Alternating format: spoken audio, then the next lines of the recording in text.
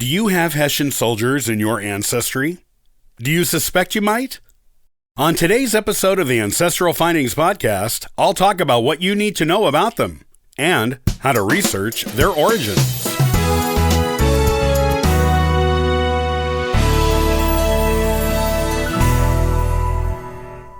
Hessian soldiers played a large role in the American Revolutionary War. They were hired mercenaries used by the British to fight American colonial forces. The Hessian soldiers were known for their brutality during the American Revolution. They were highly trained soldiers and had a take-no-prisoners attitude. They were being paid to kill, not to take people prisoner, and they took this job very seriously. They had every reason to be as ruthless as they could, as the British paid them well for what they did. The brutality of the Hessians even made it into popular culture in the story The Legend of Sleepy Hollow, where the man who would become the Headless Horseman was a Hessian soldier fighting colonial troops in the American Revolution. There were over 30,000 German troops hired by the British to fight the colonials. Most of these soldiers came from the German state of Hesse-Kassel, though some of those German soldiers who fell under the German term of Hessian came from other German states.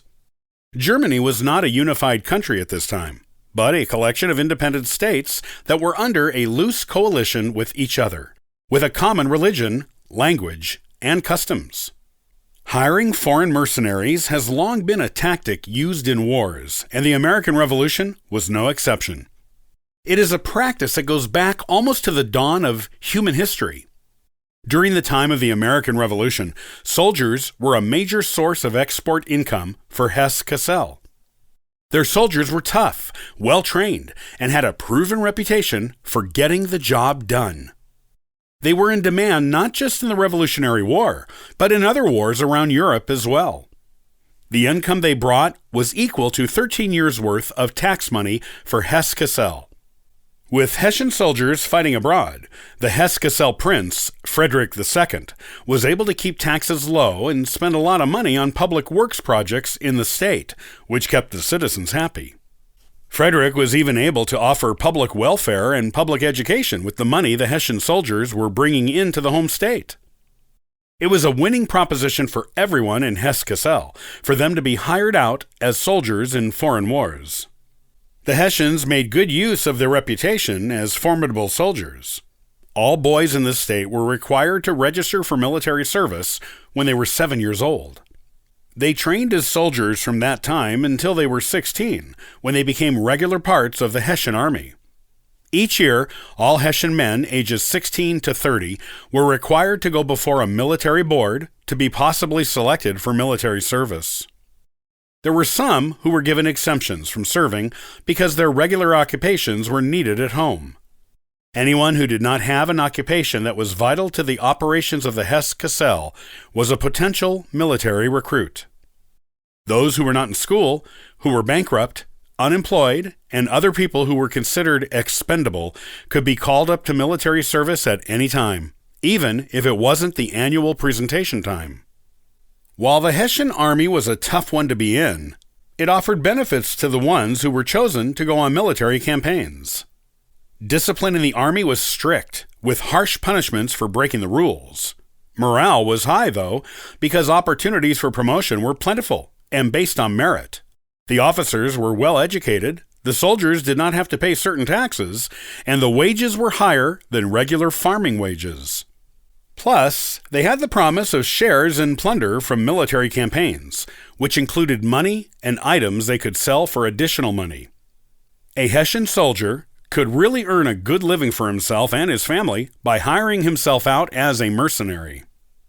In addition to their reputation as brutal soldiers, the Americans did not like the Hessians because of their penchant for plundering the property of the colonial people.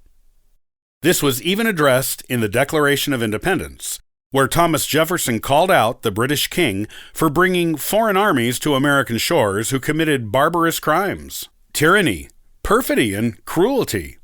Jefferson believed bringing this kind of person to the shores of one of its colonies was unbecoming of the king of a civilized nation like Britain.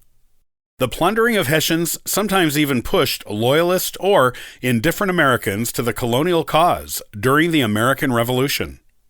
After the war, most of the Hessian soldiers went home to Germany to wait to be called to fight in another war in some other place, and to spend some time enjoying their new wealth with their families. However, some of them decided they liked America and wanted to stay there, and after the war, Americans were willing to let bygones be bygones. Over 3,500 Hessian soldiers stayed behind after the war and made America their home. If you are looking for information on Hessian soldier ancestors, or suspect you may have them, there are several places you can look for them. While they were basically a nameless, faceless unit of brutal soldiers in America during the war, they did have individual identities at home and after the war. You can look up old newspaper records during the time of the Revolution to see if any Hessians were mentioned by name. Your ancestor might be mentioned in an article about a battle, and you can use this information to trace him back to his homeland. You can also look at congressional records of the war, which may also mention individual Hessians by name. Don't forget to check British military records from the time of the war to see who they hired and where they were from, be it Hesse-Kassel or another German state. You can also check military records in Germany, where records of the Hessian soldiers were kept. If you can find your ancestor in these records, you will get a lot of information on their background when they signed up for the Army. And of course, if your ancestor was one of the ones who stayed in America, look for him in American records of all kinds, moving forward from the Revolution to get the best details of his story.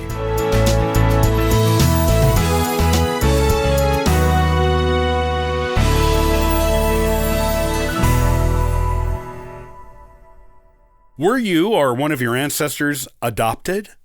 Are you interested in finding out about the bio, family, or health history? On the next episode of the Ancestral Findings podcast, I'll share some methods to use.